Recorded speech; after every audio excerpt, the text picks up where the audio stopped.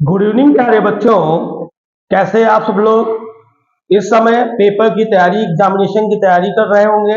Board examination आ रहे हैं, उसमें इंग्लिश में जो सेंट्रल आइडिया है उसके बारे में मैं लेकर आया हूं। एक सेंट्रल आइडिया जो मैं आज बता रहा हूं, एक एक करके मैं 2-3 दिन में आपको सेंट्रल आइडिया क्लियर कर दूंगा।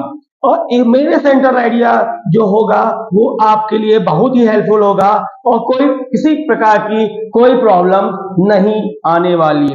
देखिए, हमने यहाँ पे लाइव क्लास में ये पेपर जो है जेड सीरीज बताया था, मुझे पेपर मिल गया था, इसी तरीके का पेपर होगा। और उस पेपर में आप देखेंगे कि जो 10th वाला जो क्वेश्चन होता है, हमेशा जो 10th वाला क्वेश्चन होता है वो सेंट्रल आइडिया के लिए होता है। और सेंट्रल आइडिया में 3 सेंट्रल आइडिया आपको दिए जाते हैं, 5 सेंट्रल आइडिया हैं। उन पांचों में से 3 सेंट्रल आइडिया आपको दिए जाते हैं, उनमें से एक को ही लिखना होता है। बच्चे क्या करते हैं, कोई सेंट्रल आइडिया तैयार किसी ने कर लिया होगा, किसी ने नहीं किया होगा, और जिन्होंने नहीं किया होगा उनके लिए बहुत ही हेल्पफुल है, रामबाण है। जो मैं सेंट्रल आइडिया आपको बताने जा रहा हूं वो चुटकियों में याद हो जाएगा और इजीली समझ में आ जाएगा मुझे लिखना क्या है। और जो ये आज सेंट्रल आइडिया मैं बता रहा हूं, इस साल भी ये बहुत इंपॉर्टेंट है। और ये सेंट्रल आइडिया आप याद कर लोगे, आपको 4 नंबर का ये हमेशा कंटेन करता है। देखिए 4 नंबर का है, ये सेंट्रल आइडिया पूछे जाते हैं। तो 5 है कोर्स में, कोई भी बच्चा 3 याद करके रख लेगा, 3 में से आपको एक कोई फंस जाएगा और आप लिख देंगे। तो हमेशा याद रखना, 10th क्वेश्चन जो होता है सेक्शन नंबर डी में, हम 10th क्वेश्चन में देखते हैं सेंट्रल आइडिया आपको मिलेगा। अब हम आते हैं कि कैसे हम सेंट्रल आइडिया लिखेंगे और कितनी आसानी से यह सेंट्रल आइडिया आपको मैं लिखने का तरीका बता रहा हूं। तो यहां पे मैंने पहला सेंट्रल आइडिया लिया है, माई मदर एट 66। और यहां पे देखिए कैसे मैंने कॉपी, ये कॉपी है, हमने कॉपी लिया है, उस कॉपी में लिख के दिखा रहा हूं कि यहां पे जो सेक्शन डी है मैंने लिखा, क्वेश्चन नंबर 10 का आंसर नंबर 10 लिखने जा रहा हूं, माई मदर एट 66। अब यहां पे मैंने सेंट्रल आइडिया लिखा है, the poem my mother at 66 compose by Kamala दास।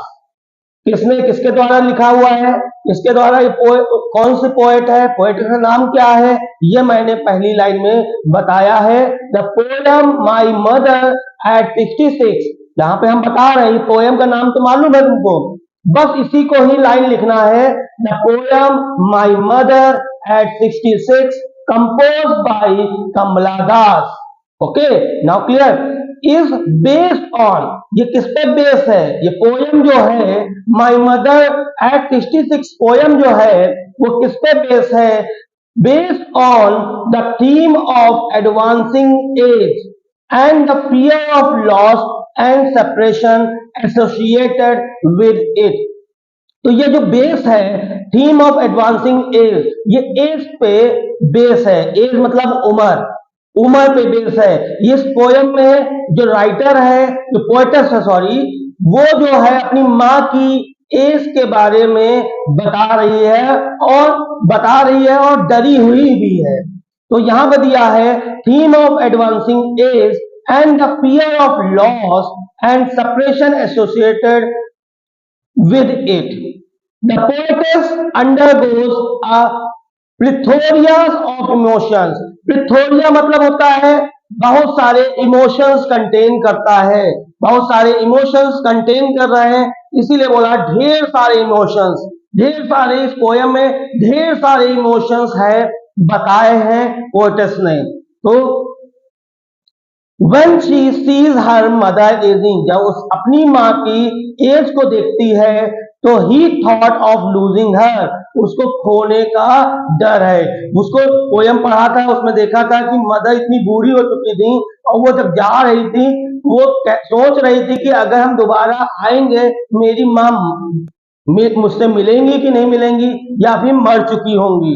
ठीक है, क्यों क्यों सोच रही थी, उसके अंदर थॉट्स ऐसे क्यों आ रहे थे, ऐसे थॉट इसलिए आ रहे थे कि माँ की उम्र जो है काफी हो चुकी थी, उनके चेहरे पे झुर्रियां पड़ चुकी थी, यही कारण है वो डरी हुई थी।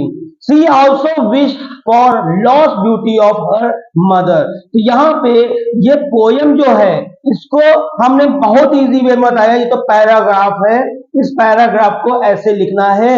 और एक सरप्राइज यहाँ पे है आपके लिए कि इसको याद कैसे करेंगे। ये पोयम जो है, सेंट्रल आइडिया जो है, उसको याद कैसे करेंगे। तो पहले हम इस स्टांजा की एक बार इसका सारांश है हिंदी में बता देता हूं। क्या सारांश है? तो इस सारांश में बोला है, इस सारांश में बोला गया है, जो कमला दास जी बोलती हैं, कमला दास द्वारा रचित कविता मेरी माँ 66 वर्ष में बढ़ती उम्र और उससे जुड़े नुकसान और खोने के डर पर आधारित है। जब कवित्री अपनी माँ को बूढ़ा होता देखती हैं और खोने के बारे में सोचती हैं, तो वह बहुत सारी उम्मीदों का सामना करना पड़ता है, बहुत सारे भावनाओं का सामना करना पड़ता है उनको। वह अपनी माँ की खोई हुई खूबसूरती की कामना करती हैं। तो ये हमारा सारांश है इसका। अब इसको इजी वे में हम कैसे याद करेंगे, यहाँ पे आपके लिए सरप्राइज है। इसी स्टांजा को हमने पॉइंट वाइज पॉइंट लिख दिया है। इन पॉइंट्स को याद कर लोगे, बाद में इनको कंबाइन कर देना। कंबाइन करने के बाद कुछ इस तरीके का आपको सेंट्रल आइडिया मिल जाएगा। और ये बहुत ही इजी है, आप लोग स्किप नहीं करना। स्किप करेंगे तो फिर प्रॉब्लम क्रिएट हो जाएगी। अब देखिए यहाँ पे कैसे क्या मैंने समझाया है। पहले हम छोटे बच्चे थे तो हमें डॉग और किसी काऊ का ऐसे लिखना होता था, तो हमें नंबरिंग में लिखाया जाता था 1 2 3 4 5, 5 लाइन लिखी है।